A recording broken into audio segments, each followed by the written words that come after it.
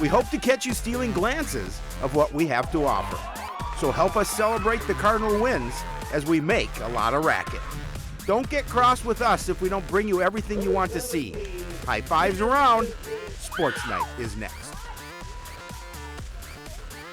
Hello, everyone. Welcome to Sports Night. I'm Joe Young. And I'm Howie Shapiro. We have a lot to bring everyone tonight. We have a lot. Big show. The weather Big has been cooperative, so we got a lot of action in, and they need to because we are right down to the wire. The tennis team actually wrapped up the season over the weekend. Yep. Some other teams pushing to the finish here this week. Getting close. Spring season always goes quickly. Yeah, and everybody's playing back to back to back. So we start with baseball on Monday night when we were doing this show. They were playing ball over at the complex at Sunstrom Field, and the Cardinals lose to the Skippers 7-3. Salazar was 1 for 4, hit a home run. Run scored by Dio Lawal, a double for Nick Lackinen, but not a lot of offense, and they come up short against the Skippers. The Cardinals were looking to rebound strongly when they returned to action on Tuesday, welcoming Maple Grove to the complex. The Crimson were cruising after an 0-3 start to the season. They reeled off 9 straight wins. They were 6-2 in conference play and keeping pace with several teams atop the Northwest Suburban standings. Both teams wanted this win bad, and they had to play some extra baseball to decide which one would get it. Pitchers took control of this contest from the very start. Nick Harold gets Hayden Thompson swinging, ends the first one of his 9 strikeouts in the game. Maple Grove's Charlie Hutchinson matching him pitch for pitch on this one, freezes Jalen Salazar with a breaking pitch. He allowed just 2 Cardinal hits in the game. Top of the 6th, Crimson with bases loaded, only 1 out. Jerome Gooley with a high fly to right, plenty deep for the tag by Josh Tyler. He's going to come home and score. Maple Grove ends the scoreless tie. Cardinals answer in the home half. Runners at second and third, 2 outs. Salazar grounds it toward third. Throw is dropped over at first, so Salazar scores on an error, and Morissette reaches on the error. Morissette scores to tie the game. Go to the 8th. Maple Grove loads the bases, only 1 out. Gooley right back through the box. That scores Tyler, this time with the game winner. Coon Rapids pitching did enough to win the game, allowing just 2 runs on 5 hits with 2 walks and 9 strikeouts. But the Cardinals' offense held to just 2 hits, 1 walk, and they were struck out 10 times. Yeah, a lot of strikeouts, and that's kind of been their Achilles heel is their hitting this season. They haven't been hitting the ball the way they'd like to, and obviously you go that 8-inning distance with Maple Grove. Pretty good ball club. Don't get the hits that you need. Well, they got that one back by beating up on Spring Lake Park the next time they took the field, beating the Panthers in 5 innings, 11-0. Peterson went 2 for 3 with a home run, 5 RBI, and 2 runs scored. Avery Lehman was 2 for 4 with a couple of RBI as well, as did McCoy Merkel was also 2 for 3. Avery Lehman got the win, 5 innings, gave up just 1 hit with 6 strikeouts. Cardinals taking on New Prague on Friday and losing that one 7-2. Avery Lehman a nice day at the dish, 3 for 4 with a double and a run scored. Dio Lawal 1 for 2 with a walk, but just not enough offense, and they come up on the losing end 7-2. And just a handful of games remain for the team before we get to the postseason. They're at Centennial today, Tuesday afternoon. They're at Hill Murray on Wednesday. Yeah, weather this morning was a little tough. They should get that one in today. Tomorrow may be a little different story. Yeah, it looks like it could be questionable the rest of the week, but you got to get these games in as best you can. Absolutely. Again, not a lot of room for error. No the early season No delays. question about it. Well, the softball team started last week's play looking for some consistency.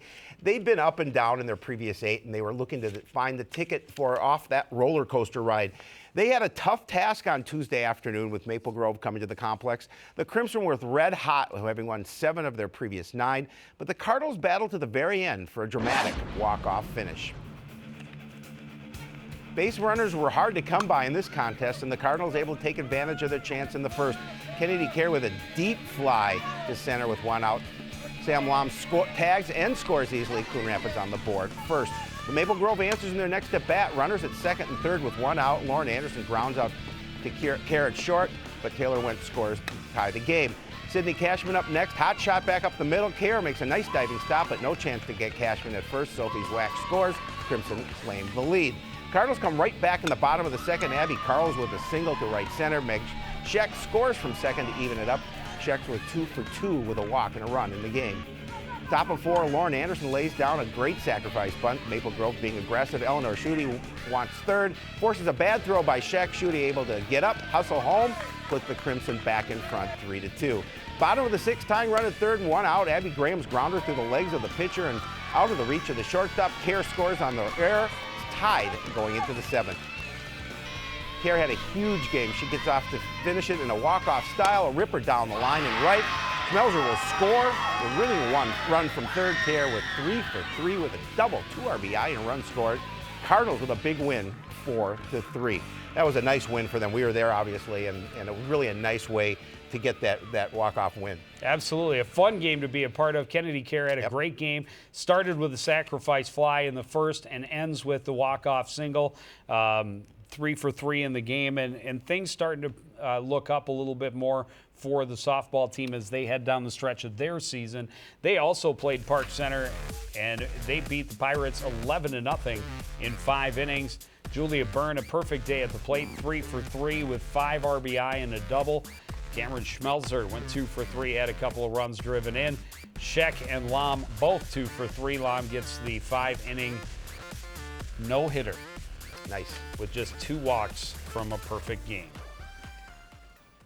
Cardinals feeling pretty good going back to the ballpark on Wednesday after their most dominant win of the year, a chance for them to get a 3-game win streak for the first time this season.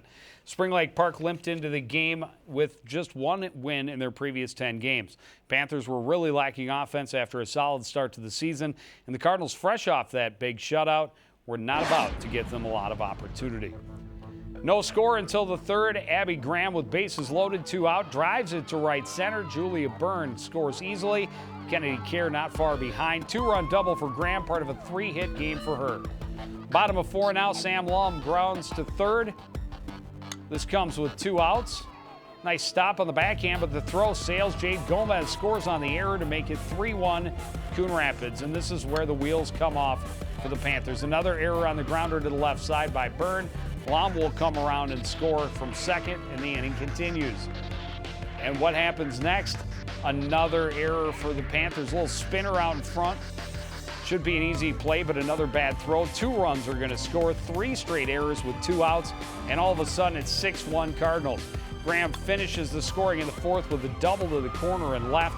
Wilkins will score all the way from first to make it 7-1. The Cardinals have to hold off a late surge by the Panthers for the 7-5 victory. Taking advantage of opportunity. Well, yeah, no question about it. And, it was similar to last year where they had a little bit of a slow start but finished the season strong, looking to do that here again this year as well. Well, they were able to make it 4 straight with a win over Sibley on Friday, beating them 5-3. Sam Lahm 1 for 3 with a double, couple of runs driven in.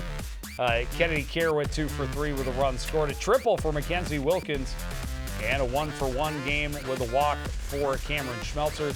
Bowen gets the win. 5 hits, 2 runs, 2 walks, 1 strikeout. They are at Centennial today, Tuesday. They host Armstrong on Thursday, and then at Anoka next Thursday. Yeah, so again, playing some good ball this time of the year, and they're looking to continue that as we're getting closer and closer to section time. Yeah, you want to talk about a busy schedule to finish the regular season. The tennis team played 7 matches in 6 days last week to finish up their regular season, and they started it with their first 7-0 win of the season. Everybody winning relatively easy on Monday last week, and they follow that up with another big win over St. Francis, beating them 6-1. And again, all of the wins coming in pretty dominant fashion for the Cardinals. Actually, both of those were on Monday. Then on Wednesday, they played Irondale. They get their second 7-0 win of the season. And again, getting some big numbers, getting a lot of straight set wins. Argeros had to go to a third set in his third singles match. I'll figure it out later. That doesn't look right to me. But those are all victories. That's good. Well, two of the Cardinals at 16-5 on the season. Again, another nice record for this tennis squad, and they've been playing well, Joe. Yeah, those were just numbers I thought were on a different Just made them up. sheet. Just made them up somewhere. That's all right. Okay, well, the Cardinals flying high heading back to the court on Thursday, hoping they could keep the wind at their backs to the end of the schedule. On the other side of the net, a very different story. The St. Paul North Polars were still looking for their first win of the year, and they weren't able to put up much of a fight as the Cardinals soared right past them. CTN crew was at the Bob Pivot courts for the matchup with North, and Drew Grimmer got the shine in the spotlight at first singles. He was thoroughly dominant in his victory over North's Spencer York, easy for me to say, was able to pretty much score at will.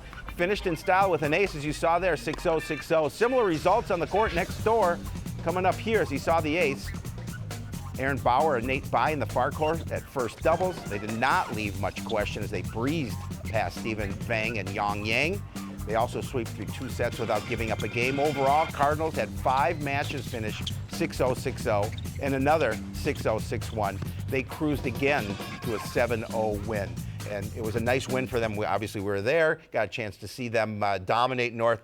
North was coming in struggling, obviously looking for that first win. Yeah, North only scoring victories in 2 of the matches and only getting a total of 7 game wins in the match. The Cardinals playing very well. Flying into a regular season finale at the Pivot Courts, hosting a little round-robin tournament.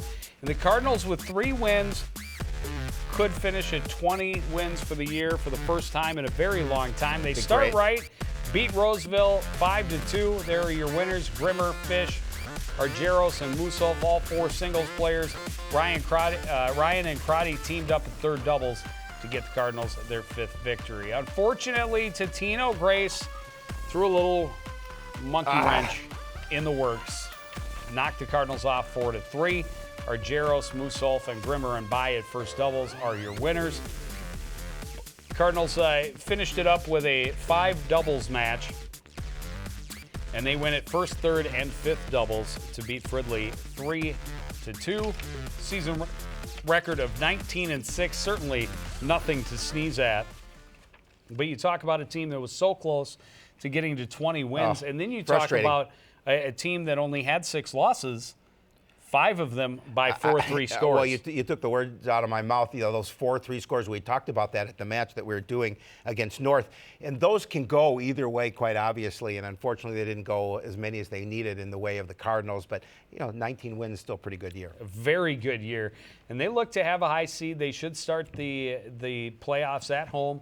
The seeding meeting is on Wednesday this week. The first round starts on Thursday, the 18th.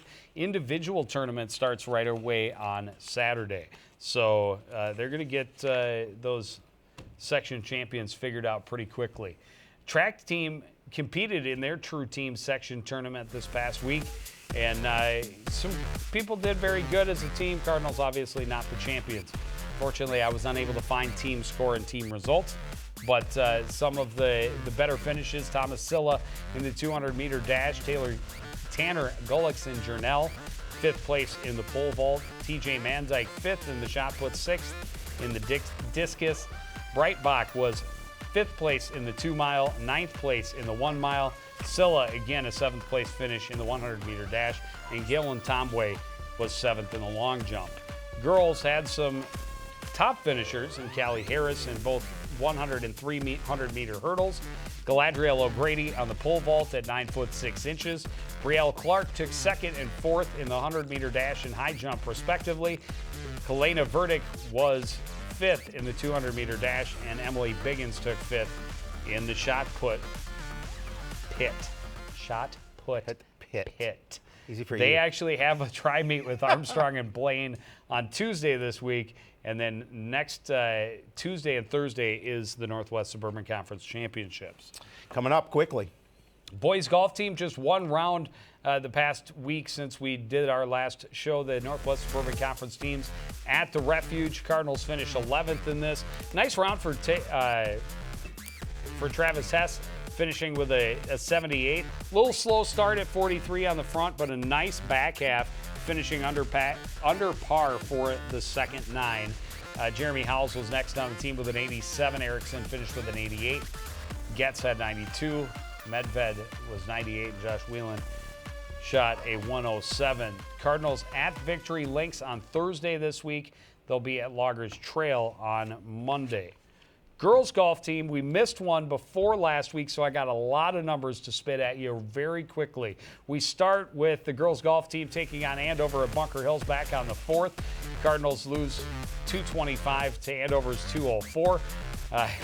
McDonald had the low round along with Ellie Carver and Bell win. All three shot 56. Abby Olson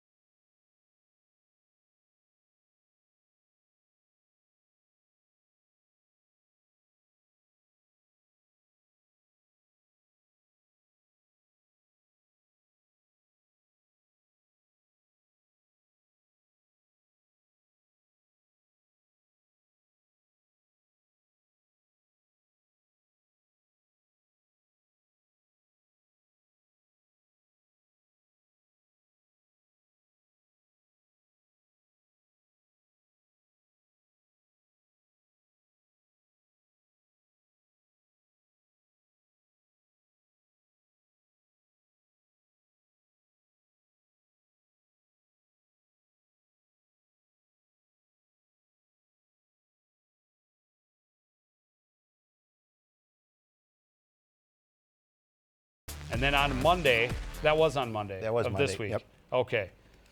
Are we caught up? It's a lot of stuff. Yes.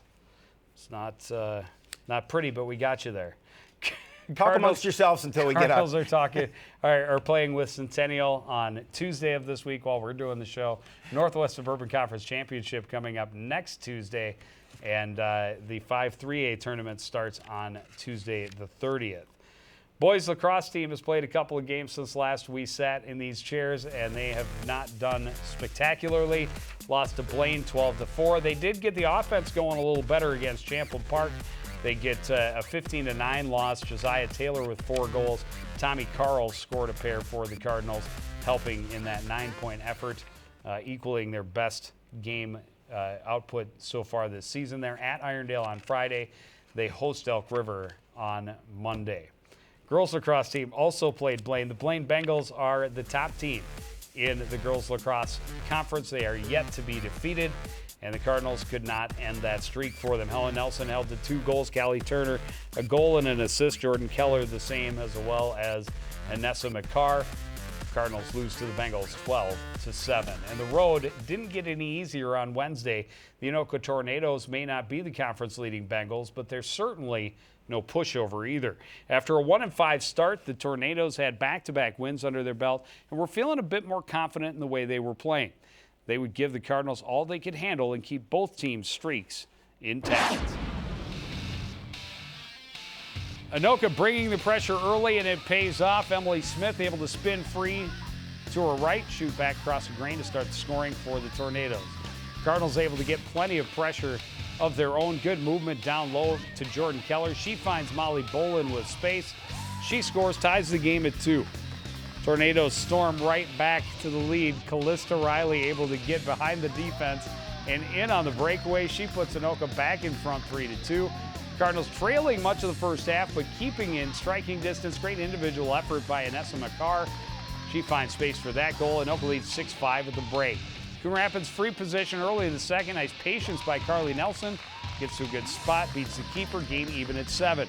Unfortunately, it always seemed that Anoka able to break the tie. Gabby Horsch wiggles her way through a couple of defenders and scores to close in close to make it 8-7. They had to pad their lead a short time later. Sarah Roof attacking from the right wing. That made it 9-7. Tornadoes hold on from there. A 9-8 victory. 3rd straight win for them.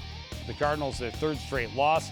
But they got the streak buster when they traveled to Grand Rapids Greenway on Saturday, and they beat up on, I don't know what they call them, the Hornets, not sure. I think the Greenway Hornets and the Anoka, or the Grand Rapids Grand Rapids Thunderhawks now. Oh, this. Okay, the studio's falling apart a little bit. It's like 106 in here. And now the lights just went out, but fortunately The we were able lights, to. the lights Look at that. melted. It's mood lighting. The lights melted before Shapiro did. It was a race to the finish, but apparently the lights went off before. Well, let's talk a little more of the girls lacrosse. Let's do it. it. The Cardinals were hoping they could build off the win, and they welcomed a longtime rival to the complex on Monday. Not the strong Cardinals, enough for the a Rebels key. have had some great matchups over the years, and this was another one for the storybooks. Both teams are trying to keep pace with the top of the conference, and they battled to the very end to find a winner. Rebels have a couple of big guns, and they came out firing. Sam Nolan starts the scoring with a sweet little spin move in the 3rd minute of the game. Nice goal there. But the Cardinals answered in a big way. They score 4 goals in 141 and briefly have a 4-1 lead. Unfortunately, that was all the scoring in the first half. The Rebels control most of the action before the break. Mackenzie Baker cleaning up the rebound late in the first gives Champlain Park a 6-4 lead. They keep the pressure on early in the second. Maria Coughlin finds her way out in front of the goal, and the Rebels lead by 3. The Cardinals turn the tides for the latter part of the second half. Keller drops it to Nelson to score on the back end. One of her 5, count them 5 in the game, is a beautiful goal. All tied at 9, 3.5 minutes left. And Nessa McCarr with a free position.